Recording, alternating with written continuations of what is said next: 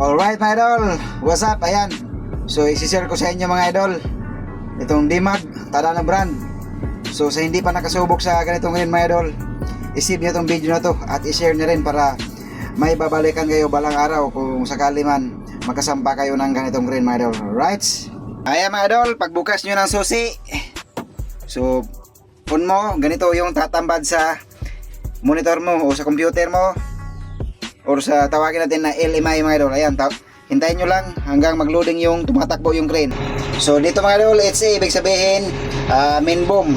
Tsaka ito, pagpipilian mo to pag naka-apply gym ka mga idol. Ayan, so main boom lang tayo, wala naman tayong ibang wala dyan. Tapos ito yung counter rate mga idol. Ayan, pindutin mo yan. Yan ang pinaka configuration ng counter rate nya. So magbabase ka rin kung anong counter rate ang nakabit-bit sa'yo. So magbabase ka rin kung anong ilang tons yung counter na karga mo. Ayan mga idol, ayan yung outrigger, yan pindutin mo lang lahat mga idol. Yan 8.40 yung pinaka maximum. So naka ano tayo ngayon, naka parking, so ganyan lang 4.14. ayan yung part line mga idol, ayan nasa, so part line yan mga idol. So ganyan lang pinutin, tapos enter mo lang siya mga idol. Ayan, so ganyan mga idol.